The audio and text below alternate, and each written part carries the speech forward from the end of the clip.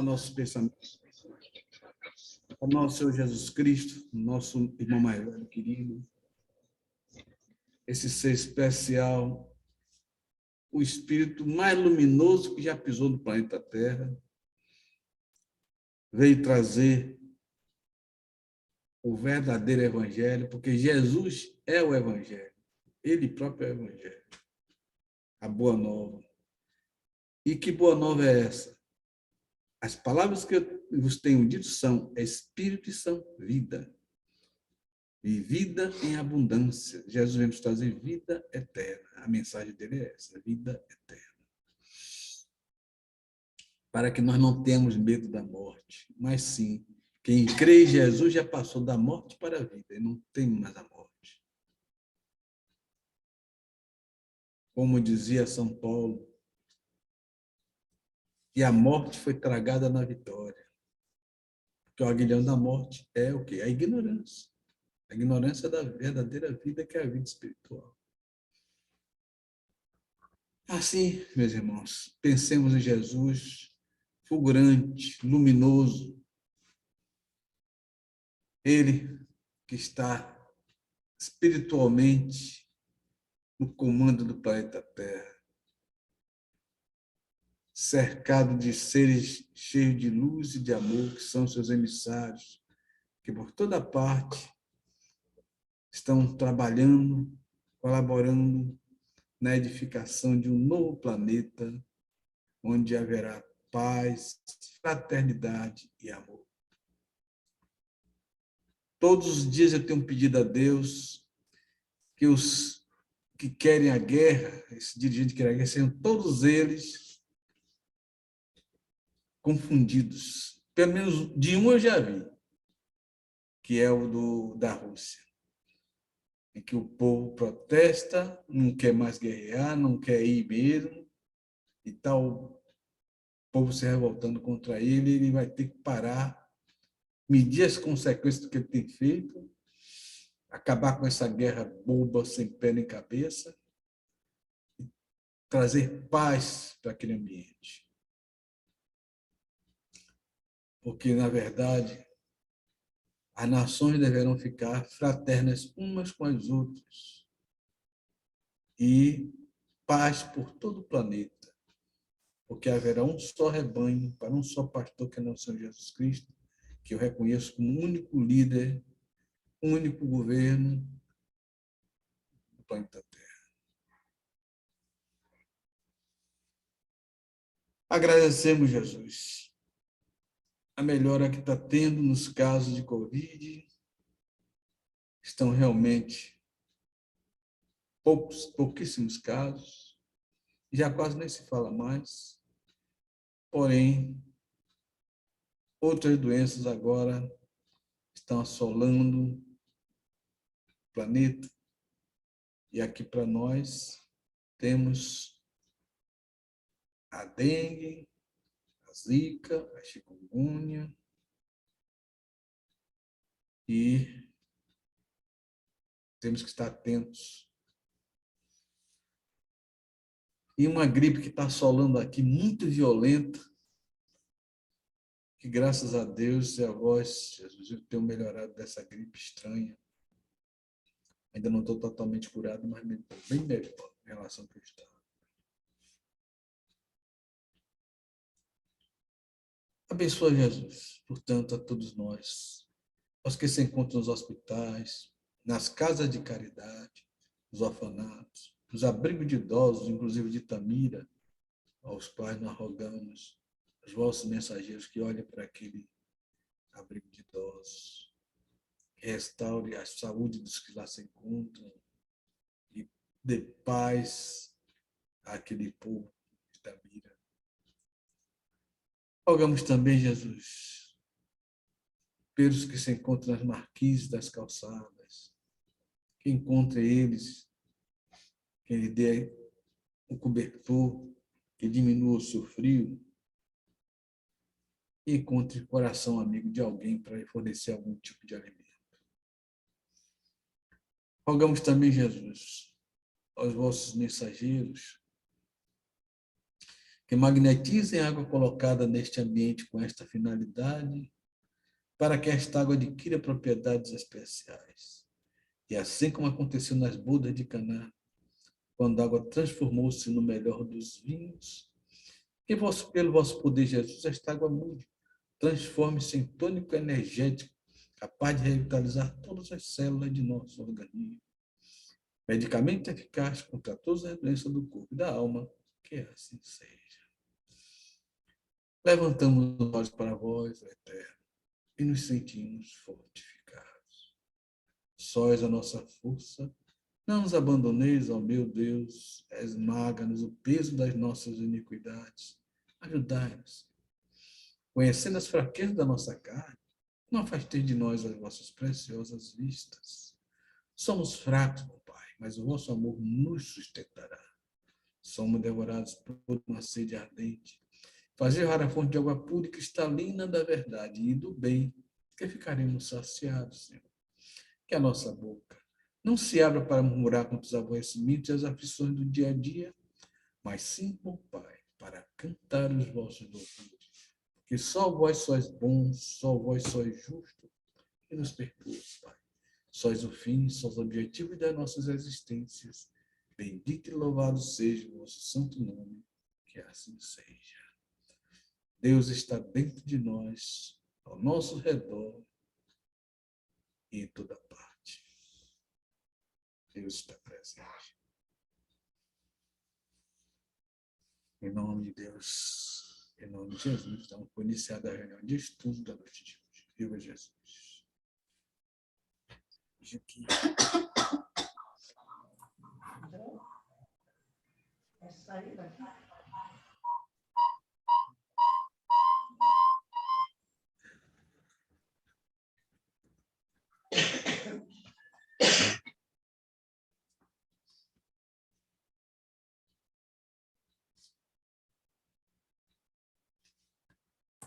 Boa noite a todos. Boa noite, Cláudio. Procuremos com zelo. Procurai com zelo os melhores dons, e eu vos mostrarei um caminho ainda mais excelente. A ideia de que ninguém deve procurar aprender e melhorar-se para ser mais útil, a revelação divina é muito mais uma tentativa de consagração à ociosidade que um anseio de humildade incipiente. A vida é curso avançado de aprimoramento por meio do esforço e da luta. E se a própria pedra deve sofrer o burilamento para refletir a luz, quer dizer que nós mesmos, chamados desde agora a exteriorizar os recursos divinos, ninguém interrompe o serviço abençoado da sua educação, a pretexto de cooperar com o céu, porque o progresso é um comboio de rodas infatigáveis que relega para trás os que rebelam contra os imperativos da frente.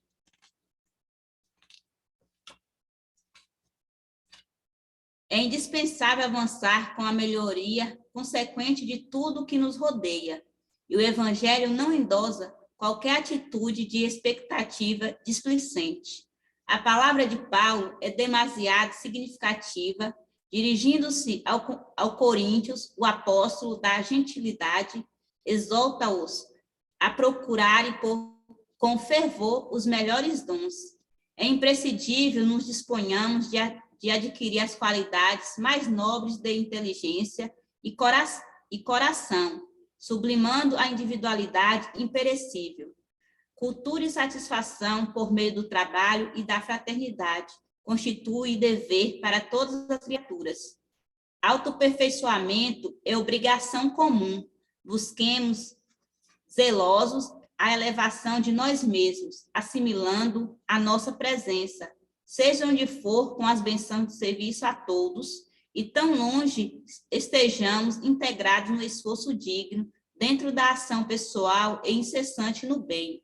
O alto nos descortinará mais iluminados caminhos para a ascensão. Isto é um alerta para nós espíritas, porque nós temos um conhecimento bem maior que o de outras religiões acerca da eternidade e acerca das leis de Cristo e da lei de Deus. Por isso, a gente não pode dizer que não sabe, porque a gente sabe. A gente está ouvindo. Toda noite bate aí. Fora da caridade não há salvação. Lá, quando a gente desencarnar, ninguém vai querer saber se a gente é espírita, se é católico, se é macumbeiro, se é ateu. Não quer saber, Deus não está nem aí para essas coisas. São rótulos que nós colocamos aqui na Terra. O que é que Deus vai querer saber de nós? O que é que você fez de bom? Mostre aí a sua fé com as obras que você fez. Se você não fez obra nenhuma, você não tem fé nenhuma. O produto da fé é a obra. Você não fez nada de bom, não ajuda ninguém, não procura fazer nada da caridade. Então, você nem nome não tem, porque de encarnação para outra encarnação, o nome muda. Então, nem seu nome vale nada. Títulos, tudo isso fica para trás. Então, o importante é ação. Deus ama a ação. Ele criou a gente para poder colaborar na obra imensa do cosmos que ele está criando. Ele vai querer saber de gente que fica só esperando, esperando, esperando, e às vezes surge uma oportunidade de fazer alguma coisa, não é desse jeito não, tá aí coisa não, e vai passando e passando, não faz nada. Ele quer saber as obras da nossa fé. Se a gente não tem obra, é porque não tem fé nenhuma. Toda fé é válida ou é validada com obras, com atos, com pensamentos, mas, acima de tudo, com ações. Então, vamos agir no campo do bem. Se aparece a oportunidade de ação, vamos agir. Sempre trabalhando com o pensamento voltado para o que... Quem foi que me disse outro dia sobre isso? Eu acho que foi... falou isso. Acho que foi Mara. Se Jesus estivesse no meu lugar, o que é que ele faria nessa situação? E aí vocês fazem. Ouvindo Deus dentro de nós, que é Deus? Nossa consciência. Deus está dentro de nós, ao nosso redor, em toda parte. Dentro de nós, ele fala com a nossa consciência. Essa vozinha gostosa que tem lá dentro, toda vez que a gente segue ela, se dá bem. Toda vez que a gente contraria ela, se dá mal. Não tem por que não fazer o que a consciência manda. Então, vamos seguir a nossa consciência e vamos praticar as obras da nossa fé, praticando a caridade e o amor ao próximo, como Jesus ensinou. Amai-vos uns aos outros como eu vos amei. Perdoai não 7 vezes, mas 70 vezes 7 vezes. Porque quem perdoa já está fazendo um ato de caridade, para si próprio, inclusive. Como outro dia também Mara falou, né? Que quando a gente perdoa, a primeiro beneficiado é a própria pessoa. E a palavra está franqueada a todos vocês sobre o tema. Assim, eu disse não, eu sou só um papagaio repetidor. Eu vi em algum lugar e eu vou passando essas coisas, porque eu escuto muita palestra no YouTube. Você falou, né? Eu estou dizendo que você falou.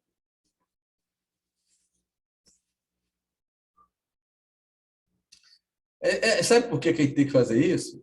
É para quando chegar do outro lado, a gente, eu queria tanto ir para uma coluna espiritual e tal coisa, e não me deixa entrar, não sei por quê.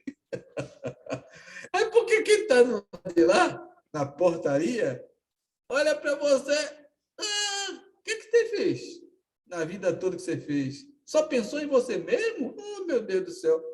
Aqui dentro o pessoal gosta mesmo de ação, não gosta de gente que fica parada esperando o tempo passar. Não. Tem serviço aí onde você está, procura aí o que você acha, se você quer trabalhar. Mas aqui na cidade, não. Aqui na cidade, as vagas de pessoa de portaria estão tudo preenchidas já, não tem mais ninguém que não queira trabalhar. Eu estou brincando, é claro, mas, na verdade, muita gente que é pastor, que é padre, que é pregador, pode estar do lado de fora dessa cidade, viu, gente? E muita gente desses que limpa sanitário, que ajuda todo mundo. Eu tenho um exemplo aqui. Tem uma senhora que é quem passa nossas roupas aqui, né? Que ela tem problema de coluna, não pode passar. Dona Neide. E Dona Neide é um espírito que eu considero um espírito luminoso. Sabe que uma pessoa que pouco que dá ela para ela é muito, sem ambição, sem nada, faz as coisas com prazer. A gente, não, dona Neide, vai embora, já está de noite aqui. Não, deixa eu terminar aqui. Tem aquele cuidado, aquele zelo, né? Outro dia foi pedir para aumentar, dona Neide, aumente seu salário. Porque outro dia eu quis dar ela a mais. Não, é só isso mesmo que eu quero, meu serviço é. Então, eu considero um espírito despregado das coisas materiais. Às vezes, uma criatura como essa vai se parar em nosso lar e a gente fica lá de fora.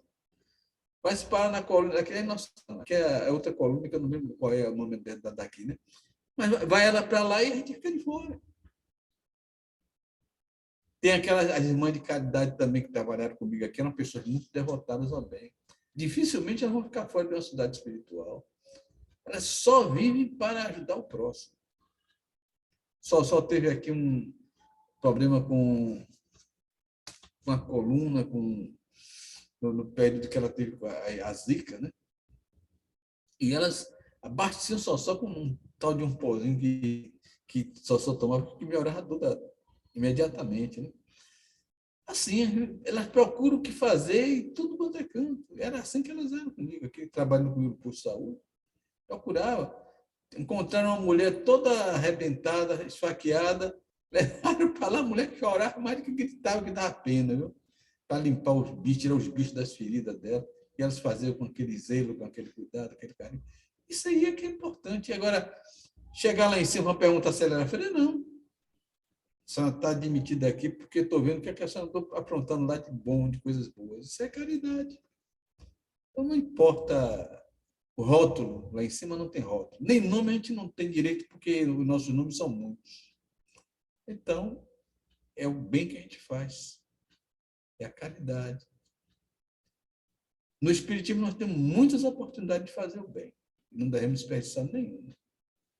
Porque nós sabemos e conhecemos a verdade que o Cristo pregou. Por isso, temos mais responsabilidade do que quem não sabe nada. Quem não sabe nada pode dizer, eu não sabia. Mas nós sabemos. Não, temos que ajudar as pessoas, fazer o bem, não perder a oportunidade de ajuda nenhuma. Para quando chegar em cima, em vez de títulos, a gente ter ações que justifiquem a nossa fé. A palavra continua franqueada para você.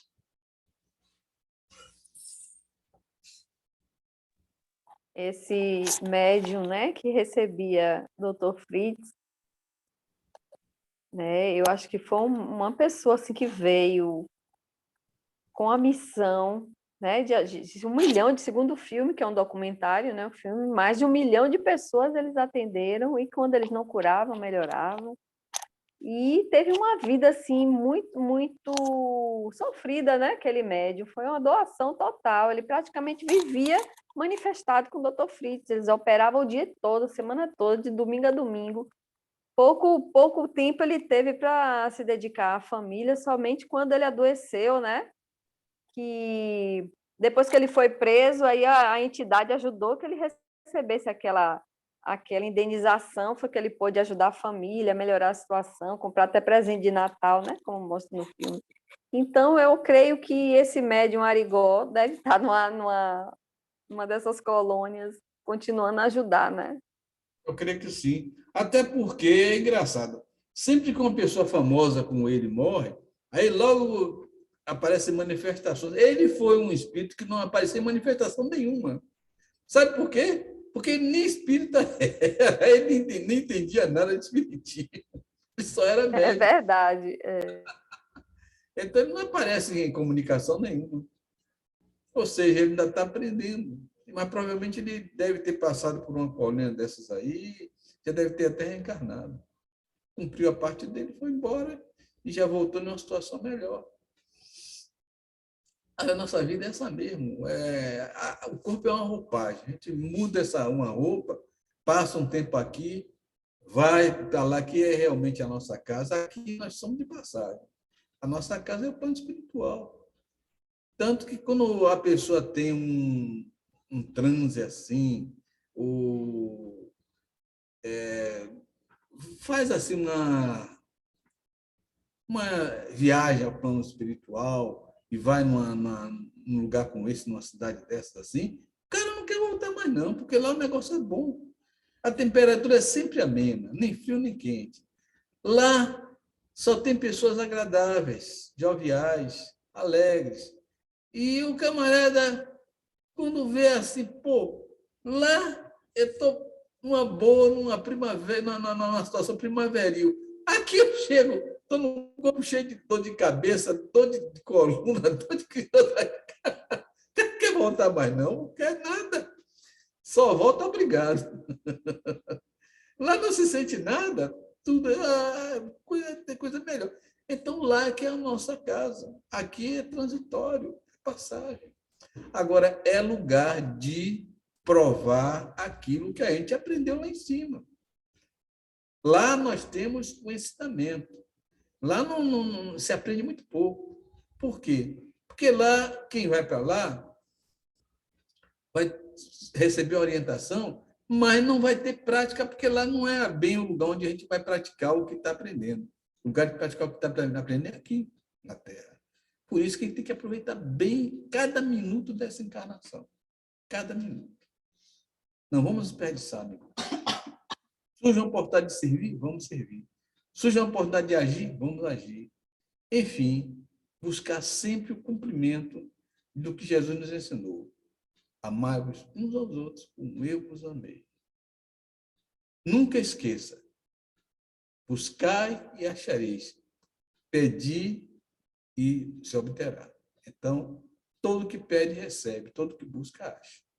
E temos que estar conscientes de que temos o poder de atuar junto a nossos irmãos enquanto encarnados.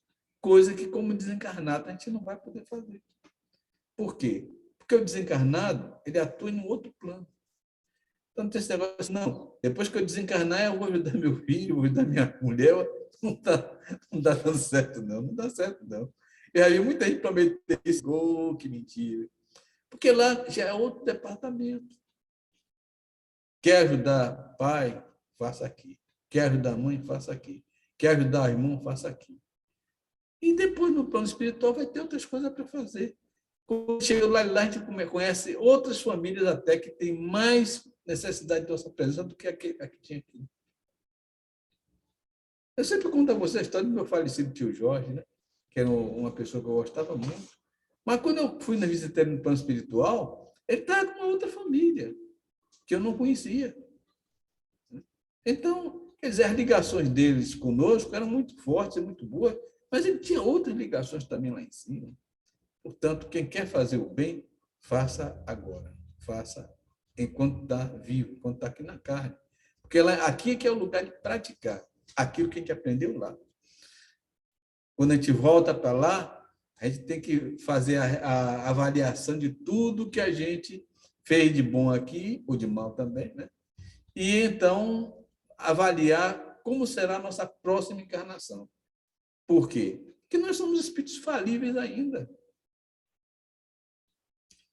Nós estamos num processo de crescimento espiritual, de espiritualização. Somos espíritos ainda presos à crosta terrestre. Todo mundo que está preso à crosta terrestre pode acreditar vocês. Não são espíritos de luz, não são espíritos angelicais. Aqui não tem preso à terra, não. Quem está aqui é gente que deve, quem precisa reencarnar, etc. Porque muita gente confunde muito. Fulano é um espírito de luz. Espírito de luz ainda tem débito, ainda está preso à terra. Ele só é uma pessoa nobre, de bons sentimentos e tudo mais, mas ele ainda não é anjo. Quando ele for anjo, aí ele vai ter um outro patamar. Por enquanto, ele está dentro dessa esfera nossa aqui também. E a palavra continua franqueada.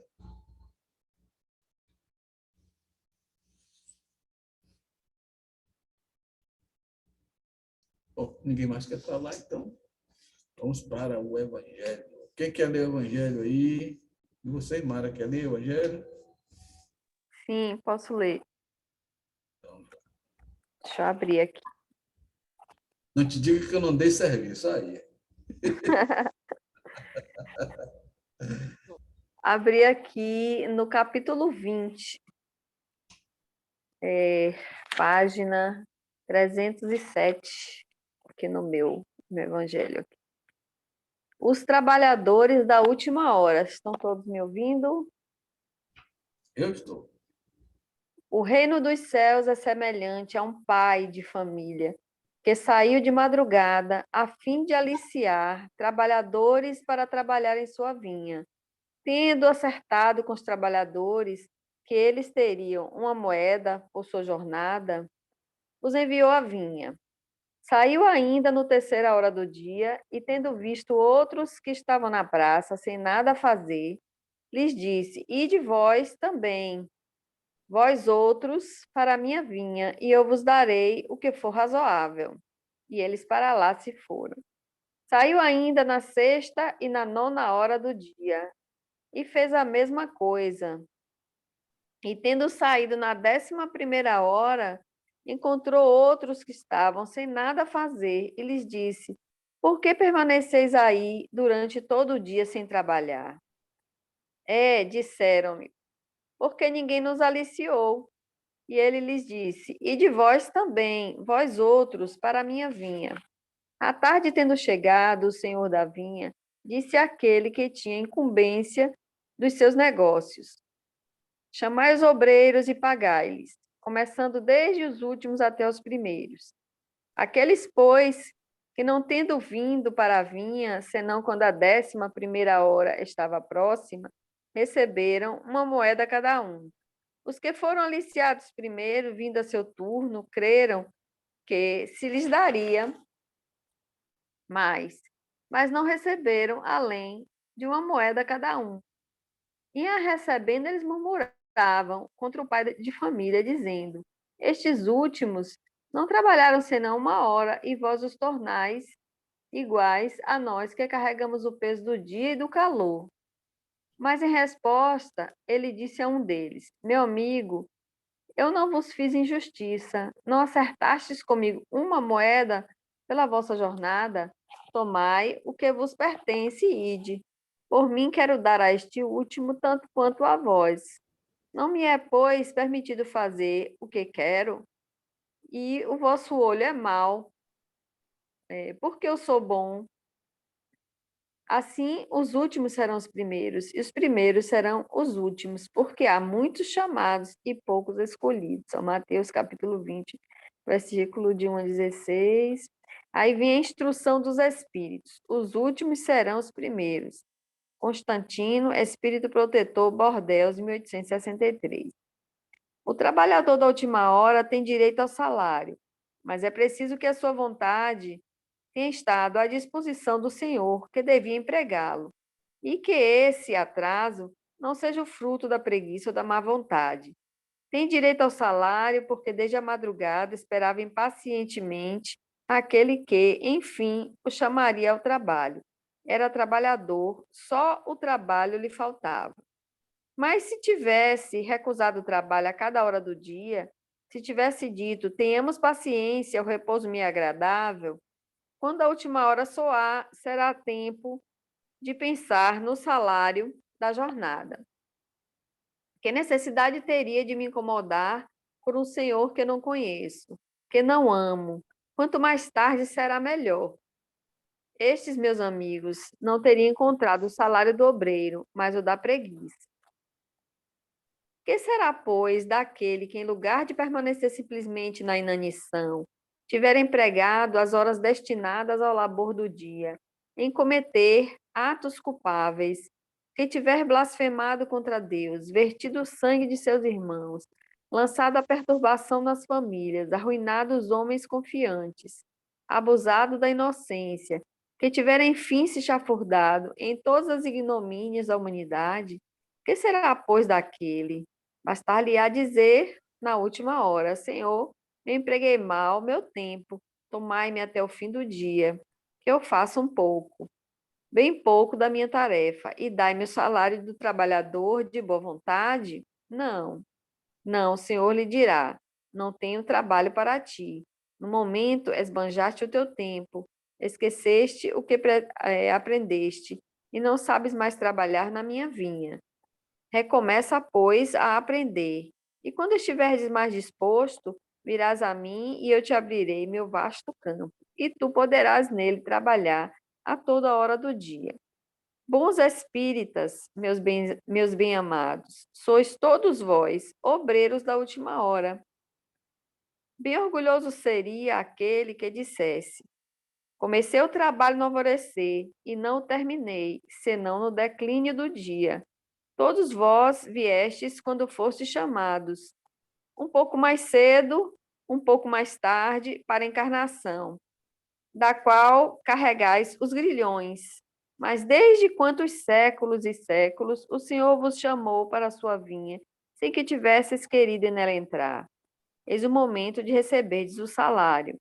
Empregai bem essa hora que vos resta, e não ouvideis jamais que a vossa existência, tão longa que vos pareça, não é senão um momento bem fugidio, na imensidade dos tempos que formam para vós a eternidade. Bem complexo, viu? É um desafio para você aí, viu, meu tio, que eu entendi um pouco isso aqui. Eu acho que eu creio assim que essa parte que eles falam, a primeira hora, a segunda hora, é alguma alusão ao tempo, né? Ao tempo da existência da humanidade aí na Terra, eu imagino assim, que é uma figura de linguagem, mas e aí, destrincha para a gente aí, porque é bem complexo esse tema aí. A questão aí não é tanto o trabalho como o pagamento. Se Deus, e é o patrão, vamos dizer assim,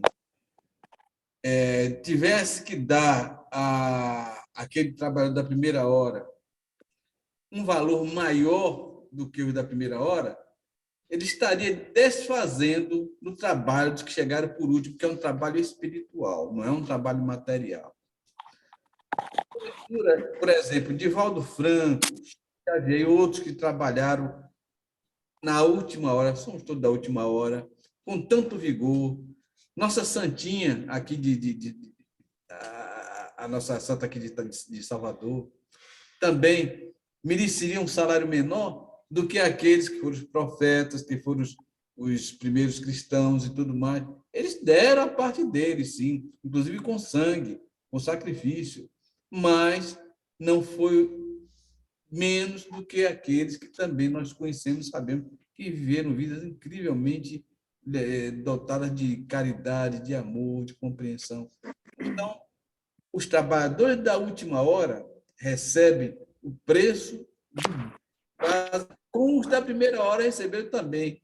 Quando Deus combinou que se eles agissem direito, cumprissem os mandamentos, eles se beneficiaram, não deu a moeda do amor, foi essa moeda que foi combinada, né? Então, ele não tem que protestar contra os que receberam amor agora também, porque a moeda que Deus dá é o amor.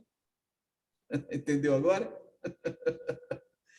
Deus não vai dar menos amor a quem conseguiu provar ele que é justo, por último, do que aquele que Deus deu amor por primeiro. A quantidade de amor é a mesma. Ele ama todos nós igualmente. E o salário do trabalho pela eternidade é o amor. Não há injustiça nisso. Agora, querer que quem chegou primeiro, por exemplo, os profetas, os apóstolos e tudo mais, tenha um valor dobrado só porque vieram primeiro, seria injusto, porque quem vem por último também deu muito. Chico Xavier foi um homem mesmo que doou a vida dele para a caridade. Para vocês terem uma ideia de como Chico Xavier era, uma pessoa doou a ele um Fusca 0 km, sem ele pedir. Aí, o que é que ele fez? Foi no lugar que ele comprava material para fazer a sopinha que ele distribuía com os pobres toda noite, né? E perguntou quanto ele podia dar em materiais para ele pelo carro. Aí o cara calculou o preço do carro e o preço do que ele dava e deu para ele, não sei, acho que foi 2 ou 3 anos de material. E ele aí deu o carro para o camarada em troca da comida. Vocês entendem? Isso aí é desprendimento. Aquele que lá atrás doou sangue, tá certo, foi difícil, ele deu sangue. Mas o de cá deu o que podia dar, que era um automóvel 0 quilômetro, que é o sonho de muita gente. E ele era o quê?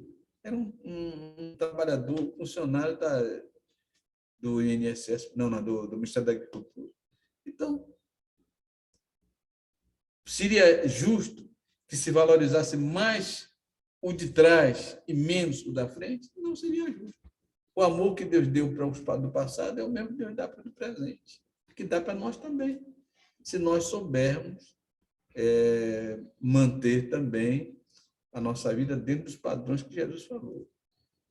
Caridade, amor, compreensão, perdão, compaixão, principalmente compaixão.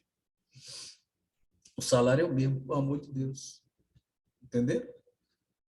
Tem outras interpretações, mas essa é uma delas. Viu?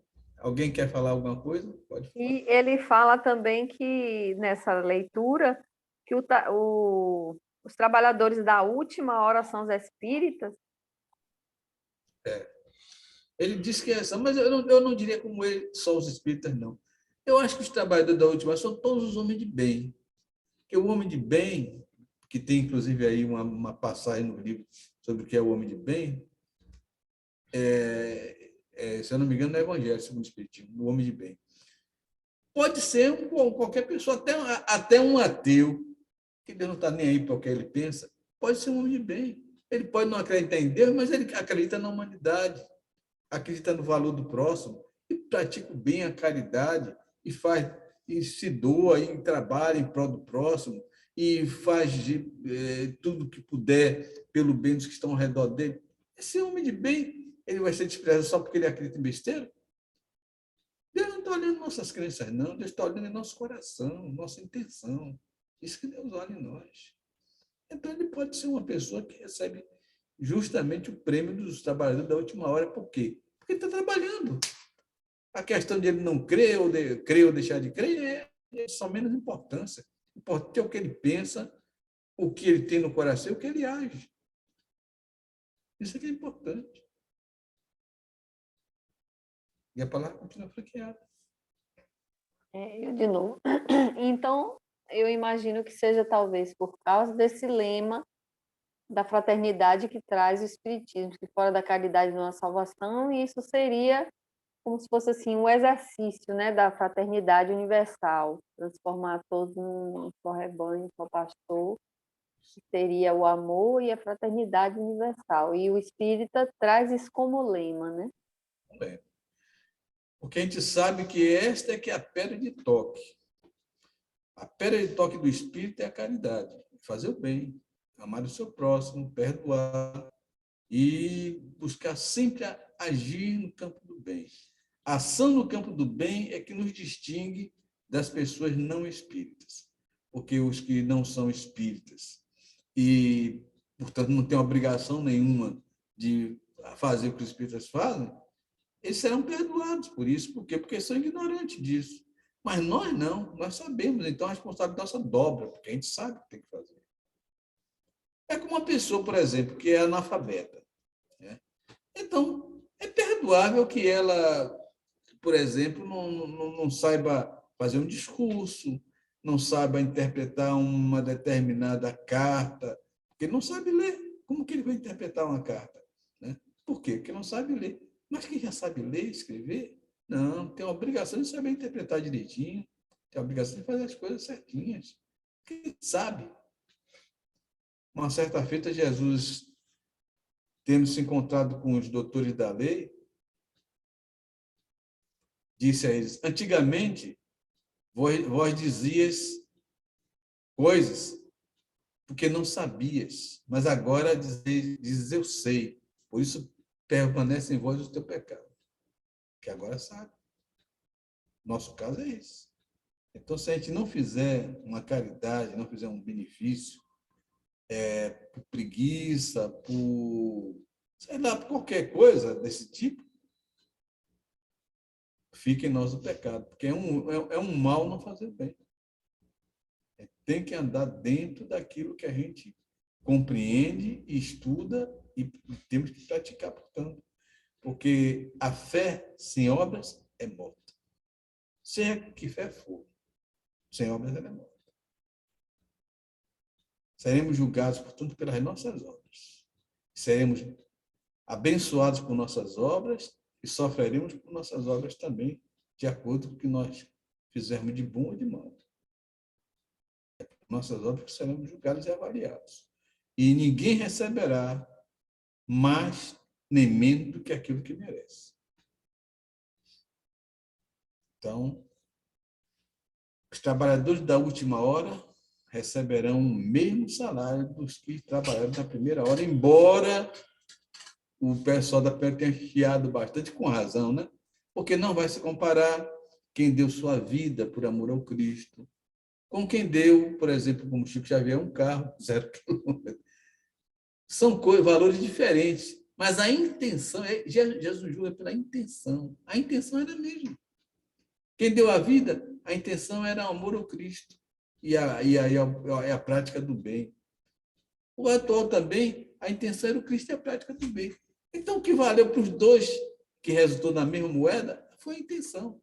Deus paga a gente com moeda de acordo com a nossa intenção, tanto no passado como no presente. Ele está errado? Que mal há nisso? Quer que ele seja mal para com quem está chegando por último, porque não deu sangue? Não temos direito de pensar assim, porque ele está também usando o mesmo critério, que é a intenção. Deus sempre nos julga pela nossa intenção. É por isso que os pagamentos do pecado são tão variados, porque cada um fez de um jeito e com determinada intenção. E Deus julga pela intenção. É de dentro para fora. Aquilo que nós temos em nosso coração, colocamos para fora, é isso que Deus vê, Deus olha e nos julga de acordo com isso. E aí vem que, de acordo com o mau procedimento, em determinada situação, vai ser avaliado o quê? O grau de intenção que se tinha. Como no juízo comum. Você vê que crimes comuns mesmo não são julgados da mesma forma. Tem um que mata sem querer. Matou, matou. É assassino? É. Mas não tinha intenção de matar, foi por acaso.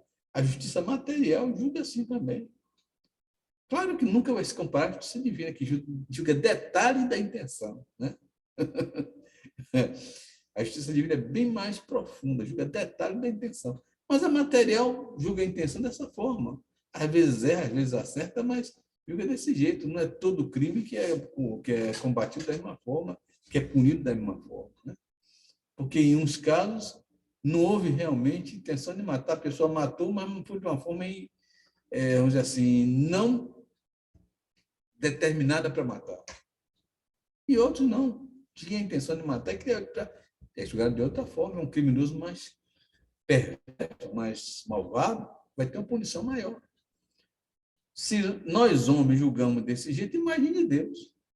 Por isso que ele paga a um servidor que trabalhou muito bem no início do dia, vamos dizer assim, no passado, com a mesma moeda que ele paga a quem trabalhou nas últimas horas do dia, mas que também tinha a intenção de fazer do mesmo jeito. Porque ele julga pela intenção, não pela quantidade de trabalho.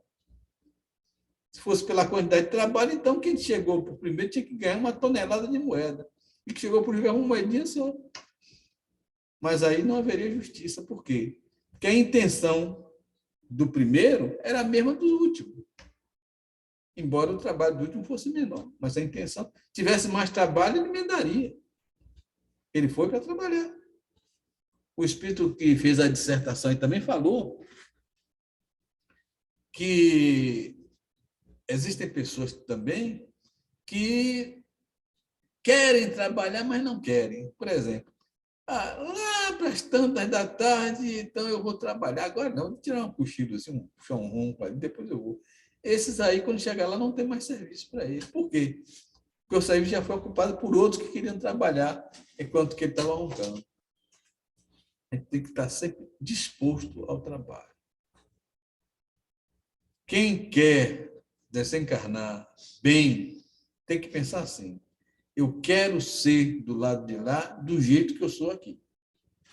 Se aqui eu sou útil, se aqui eu sou trabalhador, se aqui eu sou ativo no campo do bem, na prática da caridade, do amor ao próximo, com certeza, lá do lado de lá eu vou encontrar quem me queira. Por quê? Porque eu estou atuando, eu estou ativo. Eu não estou me acomodando por besteira. Então, com certeza, vai ser bem aceito do lado de lá. Qualquer lugar ele vai achar quem queira dar ele serviço, quem queira ajudar, quem queira colaborar com ele e fazer o bem com ele também. Não tem por que temer nada. Talvez nós vemos assim, porque tem espíritos que não conseguem chegar nem no nosso lar, nem coisa. Mas são espíritos diferentes daquele espírito que é trabalhador, que é cumpridor dos mandamentos do Cristo, que busca intencionalmente fazer o bem, que tem Deus na mente, Jesus no coração. Então, isso daí não tem preocupação com nada, não. Para onde ele for, ele vai encontrar serviço, vai encontrar quem quer dar ajuda a ele e dar apoio a ele. Quer cá, quer lá. Se aqui já recebe, lá também vai ter. E a palavra continua franqueada.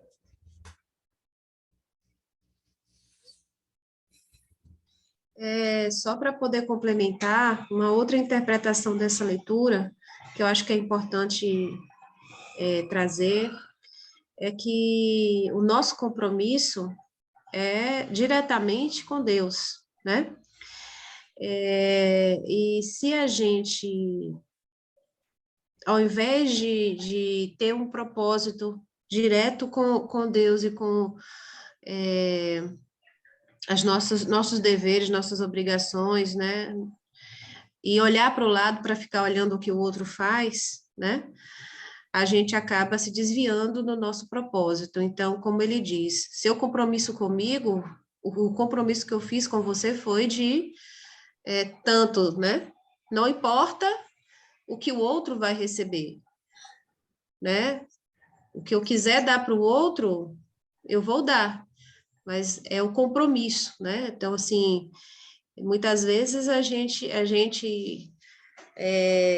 se importa muito mais com o que o outro está fazendo ou com o que o outro está recebendo do que especificamente com as nossas próprias ações, as nossas próprias atitudes, né? E no final das contas, nosso compromisso, né, é sempre entre nós e Deus. As pessoas do caminho, elas são professores que vão nos ensinar a como chegar a como se elevar, né? A como nos lapidar. São as pessoas no nosso caminho que vão nos ensinar, né? A ter tolerância, a ter paciência, a perdoar. Então, esses são os nossos professores. E se a gente entende que o nosso compromisso é com Deus, não importa o que outros recebem ou deixem de receber. O importante é o que nós vamos receber, o que nós nos comprometemos a fazer diante dele, né? Nós temos um compromisso com Deus e com nosso Senhor Jesus Cristo, porque Jesus é nosso governador planetário e ele quer de nós o quê? Amor e caridade. É o que ele pede a nós. Ama teu próximo como a ti mesmo. E o perdão das ofensas, perdoar não 7 vezes, mas 70 vezes 7 vezes. Foi os 2 mandamentos que ele deixou para nós, amor e perdão. Ele é o revolucionário de uma nova era, em que aqui na Terra deve prevalecer fraternidade, compaixão e amor, em geral. Resume tudo. Né? O amor resume tudo isso. Fugindo, portanto, das outras coisas que não são amor. Porque o amor é uma ordem universal. Os planetas, eles são solidários. Não pensem vocês que só porque um planeta está numa galáxia distante, ele está longe de nós, não. Porque existe uma fraternidade cósmica também. Nós somos seres cósmicos. E, portanto, não temos que pensar somente em coisas pequenas, não, mas no fato de que somos criaturas de Deus, que estamos, inclusive, alinhados para o seu serviço. Somos soldados de Jesus Cristo. E o campo de batalha é a vida. E temos que estar aí batalhando, fazendo bem, amando o próximo, ajudando a quem a gente pode ajudar, fazendo, enfim, as obras que a nossa fé nos manda fazer. No caso do Espiritismo, a prática da caridade. A chave do Espiritismo é essa. Fora da caridade não há salvação. Então, praticar a caridade. Aí vamos estar alinhados com a turma toda, tanto no mundo material como no mundo espiritual. E aí nossa passagem é tranquila. Vamos para lá como estamos aqui. Não temos que ter medo de nada, não. Vamos trabalhar, buscando. Não é só para a vida, não é só trabalho. Podemos nos divertir também. Agora, que as horas de diversões não sejam tantas assim que não sobe tempo para fazer o bem. Temos que saber dosar a diversão com a prática também do amor, da caridade, da compaixão e do amor ao próximo. Que uma coisa não seja tão bem, vamos dizer assim, vivida, que se esqueça das outras. Foi o que o mentor falou aí na leitura, né? Porque tem gente que fica, não, quando chegar lá adiante eu faço. Quando eu estiver velho, eu vou fazer. Pô, aí se ele não procurou serviço quando estava forte novo, depois de velho que ele vai procurar. Então, quando chega na hora que ele estiver lá, eu queria trabalhar na sua vinha agora. Mas agora, você velho, fraco, e o que é que você fez do outro tempo? Só ficou cochilando? Sua vaga já está ocupada por outro. Então, a lógica da interpretação é essa. Que a gente seja fiel ao nosso chamado. Chegou a hora, temos o conhecimento, vamos mostrar o nosso conhecimento através da prática do bem. Fomos chamados, fomos escolhidos, vamos trabalhar. Tem um ditado que não é espírita, mas que eu acho importante. Quando o discípulo está pronto, o mestre aparece. Então, se chegou a chamada do mestre, no caso de Jesus, vamos agir, vamos atuar no campo do bem, vamos buscar. E a partir desse dia, vamos trabalhar constantemente, atuando sempre no campo do bem, na caridade, no amor ao próximo. E se nos é dado uma luz maior, demos graças a Deus, porque não precisamos temer a escuridão quando temos a luz. A luz nos serve de guia, especialmente nesse mundo trevoso que é o planeta Terra, né? Cheio de tanta patifaria, tanta coisa ruim, tanta maldade, tanta indecência, tanta indignidade, tanta treva, né? Então, a luz que o Espiritismo nos dá permite que a gente caminhe com um pouco mais de regularidade, um pouco mais de tranquilidade nesse campo enlameado da Terra, para que mais adiante a gente possa realmente ter um retorno ao planeta em condições melhores. É o que a gente sempre diz assim, que amanhã sejam melhores do que hoje, depois da manhã melhor do que amanhã, e vamos a cada dia melhorando um pouquinho mais nessa jornada que nós estamos. Que aí não temos o que temer. Lá adiante, passamos dessa vida para outra, lá seremos recebidos por quem gosta de trabalhador, porque ele está trabalhando, a gente gosta de trabalhar. E lá vamos achar sempre quem nos abrigue, quem nos acolha, porque quem não quer acolher uma pessoa útil?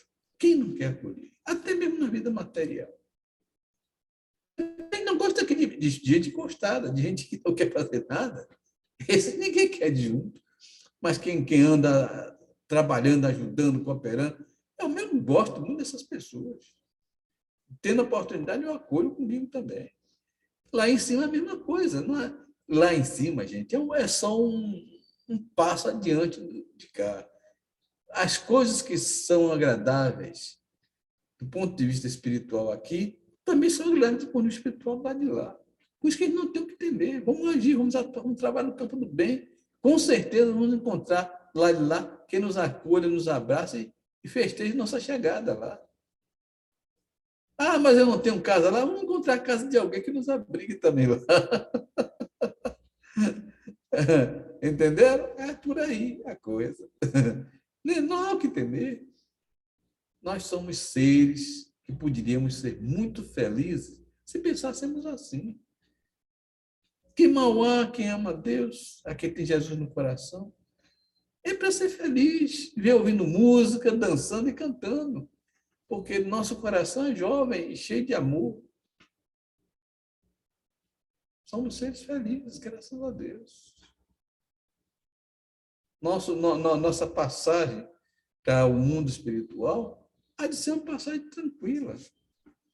E não uma passagem desesperada de muitos que sei, meu Deus, o que será de mim? Eu que pratiquei tantos crimes, o que é que tem do lado de lá? É por isso que eu ouço o Rodox. Eu vou no site de Rodox para ver, né? Porque por via das dúvidas, sabe-se lá. Aí a gente vê o trabalho da mentora dele, a Sarah Bartz, com os desencarnados que ele encontra pela frente. É um trabalho interessante. Eu gosto de ver. E a gente vê como tem entidades que estão tão longe da realidade que nem sabem que Deus está dentro de nós, em nosso coração, em nosso interior, em cada célula do nosso corpo está Deus. Por isso que ele pode alterar a hora que ele quiser as coisas. A gente pode dizer milagre, não. Desce conhecimento de leis que Deus conhece. E ele pode alterar, porque ele conhece as leis. Foi ele quem fez. E tem entidades que dizem assim, cadê Deus? Eu estou morto? Cadê Deus? Aí a mentora diz, não quer subir para você ver, não, lá em cima? Se ele não está vendo agora, vai ver lá em cima, não. Mas ela dá um incentivo. Quer ver Deus? Vai lá para cima. Sobe mais um pouco, sai da terra. É engraçado as coisas de Rodolfo. E a gente vê aí a luta da mentora para doutrinar a turma lá e levar lá para os hospitais de plano espiritual. É interessante. Mas a verdade é essa, que os trabalhadores da última hora receberão o amor de Deus na mesma intensidade dos que receberam na primeira hora. Essa é a moeda de Deus, é o amor. Alguém mais quer falar? Sim, eu quero mais expor uma dúvida mesmo em relação ao texto, né? Minha pergunta é, em relação ao texto, isso aí é um texto, em que momento é da Bíblia, doutor Augusto, esse texto que foi usado, né? É. Tá. E esse texto bíblico, ele reflete a ideia de quem? Foi uma fala de Jesus ou foi um caso que contaram de alguém dessa passagem? Como é que é isso? Olha bem, a passagem está nos evangelhos, né? Os trabalhadores da última hora. Foi Jesus que fez essa advertência, né? De que os trabalhadores da primeira hora receberiam o mesmo da última hora. Porque Jesus estava se referindo, primeiro, o julgamento de Deus seria a intenção e não a quantidade de trabalho. E segundo, o salário é o amor. Tá, correto. Minha pergunta é a seguinte, é a dúvida, assim, a dúvida, eu digo, em relação ao próprio texto, porque a gente tem que partir de algo, nesse caso, que foi nos dado Aqui no o material. texto é São Mateus, capítulo 20, versículo de 1 a 16, Pois e também o da parábola do festim das núpcias, capítulo 18, do número 1. Tá, É bíblico. tá, é isso.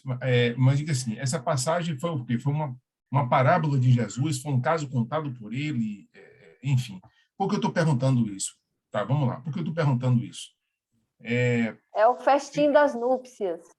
Eu diria que É uma foi uma. parábola. Eu diria que foi, pois é. Eu fico sempre a me perguntar por que Jesus, né? Por que um ser tão grandioso, né? Por que Jesus ele ele nos presenteou com tantas parábolas, presenteou entre aspas, né? Com tantas parábolas, e essas parábolas muitas vezes ou quase sempre abriram brechas para o que ocorre hoje em que diz respeito à própria questão interpretativa da fala dele, né? A gente passa aqui minutos, horas falando sobre isso, né? Jesus ele sempre teve e sempre terá a possibilidade de de se dirigir a gente, reles, né? Serizinhos que ainda que estamos muito primitivos no entendimento. Ele conseguiria descer o nosso nível e conseguir passar uma mensagem para a gente, né? Então, uma coisa que eu me questiono, por exemplo, em relação à leitura que eu ouvi, eu não gostaria de levantar esse tema agora, porque já são 8 horas e isso aqui daria uma boa conversa, né? Mas eu não, assim, o ponto que me chama da leitura, mesmo entendendo já, compreendendo o que o Dr. Augusto falou, né, sobre a questão da intenção, e eu entendi a intenção que ele fala de Jesus, né?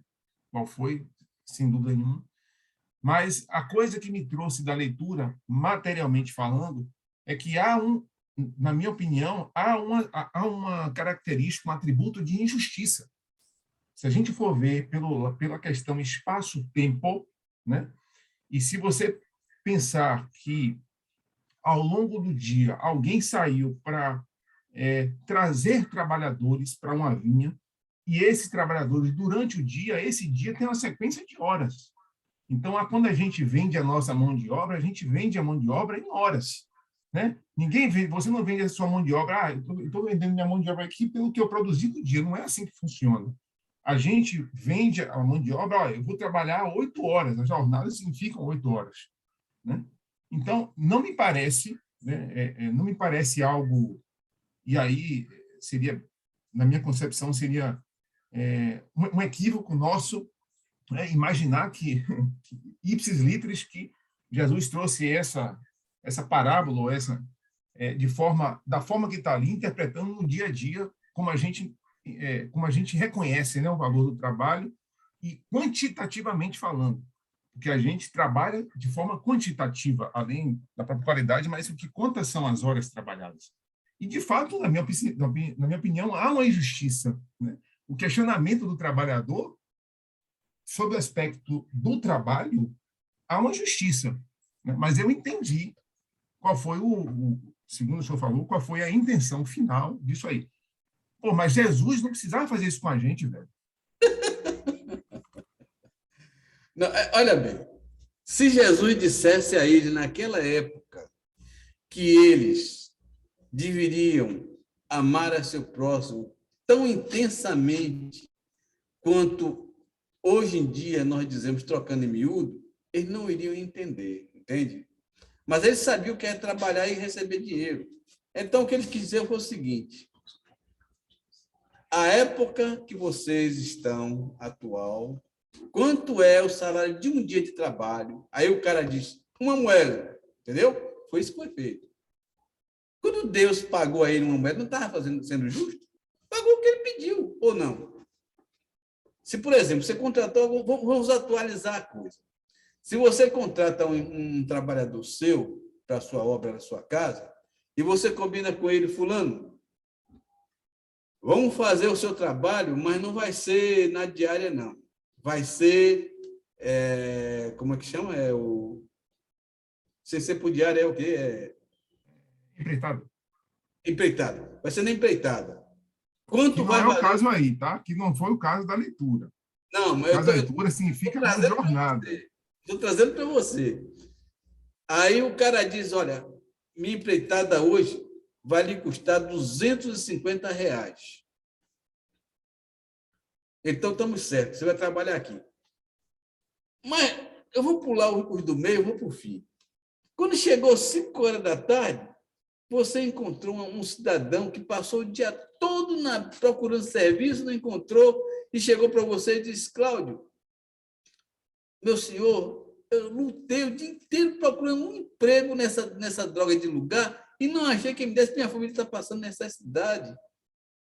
Aí você ficaria com pena dessa pessoa ou não ficaria? Ficaria naturalmente, né?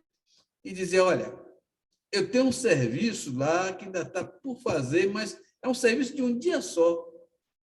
Mas como você passou o tempo todo procurando e não encontrou serviço, eu vou lhe dar esse serviço. Mas você acha que se você der R$1 para essa pessoa, ela vai sustentar a família dela? Não, né? Então, você não quer dar mais de 250 porque foi o que você combinou com o outro, né?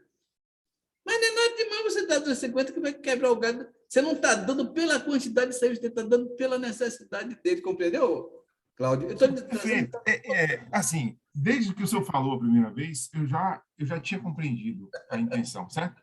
Mas eu digo que é cruel essa coisa de falar por parábola, Não, de trazer as coisas, essa é exemplos, contra a entendeu? parábola. Porque isso é perversidade cristã, de Cristo. Cristo é perverso nesse sentido, porque ele poderia ser mais direto conosco, entendeu? Me perdoe, Cristo, né? Você sabe por que não é? Pelo seguinte, que naquela época o povo não entendia o que era caridade também não, viu? O povo não entendia nada a respeito do bem. Era um povo duro rapaz, era um povo que adoravam a pedaço de pedra, a pedaço de pau, e ainda tinha sacrifícios humanos também, adorando a um Deus que eles nem sabiam direito como é que era. Então, era um povo culto demais. E Jesus, para poder jogar um pouco de espiritualidade nele, tinha que usar de imagens, como essa que ele usou, tá entendendo? Não foi maldade de Jesus, não. Foi apenas desejo de dar a eles um pouco de compreensão pela meditação. Aí ele usou imagens, para que eles não julgassem errado uma pessoa que quisesse fazer um bem a outra. Naquele tempo, se você fizesse isso, então, o cara ia dizer a mesma coisa que ele disse para Jesus, para o dono da obra, o dono da fazenda. Sabe? A gente passou o dia todo trabalhando aqui e você dá a nós o mesmo que deu para o que chegou no por último. Aí, o que é que o dono da obra diz? Quanto foi que nós combinamos para o seu serviço? Ah, foi R$ 250, né? Eu não estou lhe dando seus R$ 250. Agora vá, toma o seu dinheiro e vai embora. Estou sendo injusto com você? Ah, não, porque combinou 250, né? Então, eu não posso dar menos 250. Mas 250 eu posso te dar porque você combinou. Agora, o seu olho é mau porque eu sou bom, porque eu quero fazer o bem a essa pessoa de cá? O que, é que você tem com isso? O dinheiro é meu? É verdade ou não é? O dinheiro é seu ou não é? Você faz dele o que você quiser. Se você quer fazer um bem àquela pessoa, o de cá não pode achar errado que você quer fazer o bem a ela. Porque o amor que você teve a ele em dar o trabalho e dar o dinheiro, é o mesmo que está dando ao de cá também, que você sabe que tem compromisso, que tem família para sustentar, e que você quer fazer o bem a ele. O dinheiro é seu, você usa como você quiser. E assim Deus também usa do mesmo amor que ele teve para com os primeiros, também com os últimos. Deu para entender um pouco? Não, sim, eu já tinha entendido. Eu não estou aqui, eu falando de Cristo, maldade e tal, brincadeira minha, assim, não, obviamente, né? Mas eu me refiro ao seguinte, eu não acho assim, por isso que a gente ainda é tão pequeno e não consegue, e pequeno não no sentido pejorativo, assim, falando mal de nós mesmos, porque nós somos criaturas da fonte divina, né? Então, de certa forma, sim, somos o próprio Deus, né? Somos essa essência do bem. Mas eu digo tão pequenos nessa percepção ainda, porque Jesus ele trazia parábolas, na verdade, assim, parece ser, as parábolas, na verdade, eram o próprio entendimento dele, baseado sempre no amor, né? Então, como a gente não tem uma referência muito sólida do amor como prática, eu penso assim, a gente até, não é que a gente não faça, a gente não tente praticar o amor, não é isso. A gente pratica, sim, para entender o que é o amor. A gente exercita algumas práticas para tentar compreender o que é o amor, né? Jesus não. Jesus está num outro nível, né? Que ele traz à luz da interpretação toda ação que ocorre, ele já traz à luz, já interpretando como aquilo fosse amor, né? E não como algo que pode sugerir que seja, que é no nosso caso, né? A gente, eu pensando aqui sobre isso, refletindo, a gente tenta, a gente se predispõe, a gente ouve, a gente se esforça para agir, né? Para agir e para entendermos que essas ações que a gente pratica, elas vão resultar em uma ação de amor, né? Jesus é diferente. Então, assim, é difícil, né? É difícil a gente, muitas vezes, para mim é difícil, né? ouvir determinadas parábolas dele, estando com a consciência que eu tenho hoje, com a consciência inconsciente, né? Com a consciência no nível que eu estou, que é muito aquém, né? E conseguir, dentro disso, conseguir ter talvez uma possibilidade interpretativa do que Jesus sente, né? Por nós e age. Vamos nos colocar, viu? É um incômodo, viu? Para mim é um incômodo isso. Colocar no lugar de Jesus, se eu puder entender por que ele fazia a parábola. Jesus precisava dizer àquele povo que ele queria que aquele povo se comportasse exatamente como ele estava dizendo. Ele dava o exemplo de vida dele, fazendo o bem, atuando sempre através de caridade, de amor ao próximo, etc. Tal, né? E queria dizer àquele povo que eles vivessem intensamente aquelas palavras. Como é que você faria no lugar de Jesus para fazer aquele povo sentir que você queria que ele encarnasse em você? Sabe o que Jesus fez? Quem come minha carne e bebe do meu sangue tem parte comigo. Quem não come minha carne e não bebe do meu sangue não tem parte comigo. Porque meu sangue, minha carne é verdadeira comida e meu sangue é verdadeira bebida. Você deu para entender? Porque de que outra forma ele falaria para aquele povo que ele quer que a pessoa seja tão profundamente próximo dele que seja como se fosse ele, se não fosse incorporando ele próprio. Mas naquele tempo o povo não dava para entender isso, não, mas ele teve que dizer. E até hoje a gente não entende. Se você já foi em missa católica, você sabe que ainda hoje cada corpo o corpo de Cristo, aí coisa, não é bem isso que Jesus queria. Jesus queria que o camarada se inteirasse de Cristo dentro dele. Ele próprio tem que ser como o próprio Cristo era. São Paulo disse: sede meus imitadores como eu sou de Cristo. Deus espera de nós que ele imite aquele que ele deu como modelo e guia, que é Jesus. É isso que Deus espera de nós. E Jesus, então, teve que dizer eles essa parábola também. Quem não come da minha carne, não bebe do meu sangue, ou seja, não se integra totalmente em mim, não é digno de mim. Está vendo como era difícil a missão dele? Era difícil para ele dizer isso àquele povo, mas ele disse. Porque não tinha outro jeito. Ele já tinha dito a eles que tinha que perdoar 70 vezes, 7 vezes, amar como a si mesmo. Faltava ele dizer que se integrasse nele também. Ele disse dessa forma. Depois que ele fez esse discurso, a turma caiu fora logo. Quem pode ouvir esse discurso? Todo mundo foi abrir. Aí ficaram só os discípulos. E vós, não vais embora também? Ele fez: para onde iremos? Tu tens palavra de vida eterna. Para eu vou. Esse é Jesus. E Jesus estava dando a eles uma lição final de integração espiritual.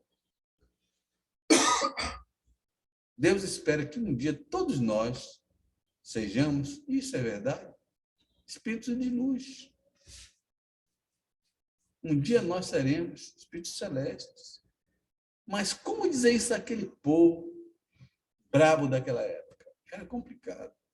Jesus teve muita dificuldade para transformar em parábolas o que ele precisava dizer em palavras francas, como nós estamos conversando agora, eu com você e você comigo.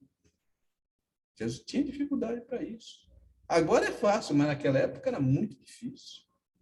Agora eu posso falar a você de reencarnação, posso falar a você de existência da alma em várias encarnações, posso falar a você sobre a divindade, a essência da divindade, como no nosso livro a gente fala.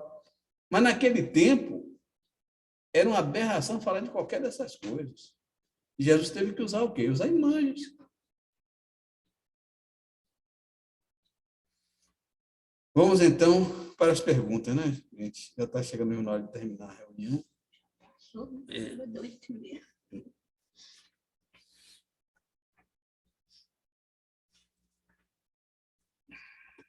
Relações de além-túmulo.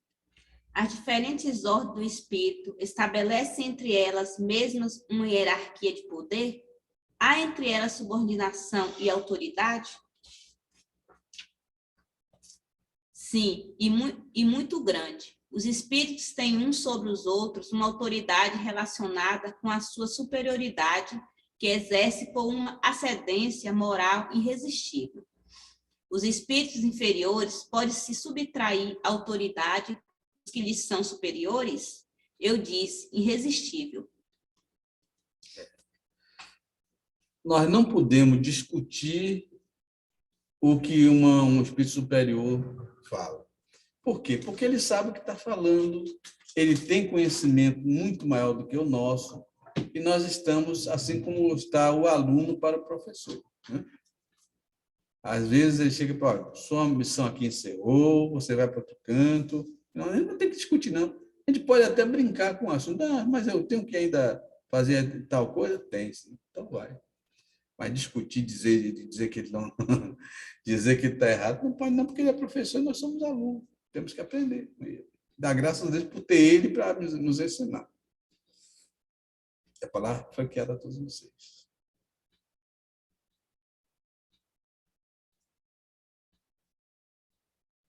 Vamos à próxima. O poder e a consideração que um homem desfrutou sobre a terra dão-lhe supremacia no mundo dos espíritos? Não, porque os pequenos serão elevados e os grandes rebaixados. Leia os Salmos. Como devemos entender essa elevação e esse rebaixamento? Não sabeis que o espírito pertence a diferentes ordens segundo seu mérito? Pois bem, o maior da terra pode estar na última categoria entre os espíritos, ao passo que o seu servidor estará na primeira. Compreendes isto? Não disse Jesus, aquele que se humilhar será elevado, e quem se elevar será humilhado. É o caso, por exemplo, que Deus me perdoe por julgar meus irmãos, mas eu vou botar. Entre Putin e Dona Neide, quem é que vocês acham que está mais apto ao céu? Dona Neide, a mulher que eu falei que trabalha aqui, que passa a nossa roupa aqui, né? Que é uma pessoa maravilhosa, que incapaz até de pedir um aumento de salário para uma coisa que o patrão está dizendo, pode aumentar se quiser. Ela, não, eu quero é só isso aí mesmo. E cumpre e faz com perfeição o trabalho dela, enquanto que Putin está lá produzindo guerra, querendo... Quem é que está mais perto de Deus? Putin ou Dona Neide? Dona Neide está na cara, está na cara que é Dona Neide. É um caso aí. Putin é o grande da Rússia, é o czar do século 22, e Dona Neide eu quero uma pessoa que vem nos servir aqui, para passar a nossa roupa. Mas ela está muito acima de Putin, no meu conceito, e no conceito de Deus também, com certeza. E a palavra está franqueada. O senhor não vacilou no exemplo, não, né? Pegou logo uns bons extremos, né? Para não deixar dúvida, né? Para não deixar dúvida. Vamos à próxima. Aquele que foi grande na terra e se encontra inferiorizado entre os espíritos, experimenta com isso humilhação? Frequentemente muito grande, sobretudo se é orgulhoso e invejoso. É o caso de muitos que, por exemplo, aqui na Terra foram eméritos políticos, né? Senhores de grandes fortunas, ou grandes fazendeiros que tinham escravos a seus serviços, e quando chega lá em cima, o último dos escravos dele é o professor dele, em termos de moral e boa conduta. E ele vai sentir como? É humilhado, porque realmente a situação dele é de humilhação. Lá ele não tem nem nome, quanto mais fazenda. Fazenda ficou aqui na terra, né? Lá ele tem o quê? O que ele fez de bom. Se ele não fizer nada de bom, o último dos escravos dele é que vai ensinar ele a ser uma pessoa boa, decente, honesta e digna. Ele tem que baixar a cabecinha dele e realmente ouvir o que o escravo está dizendo. E a palavra está franca a todos vocês.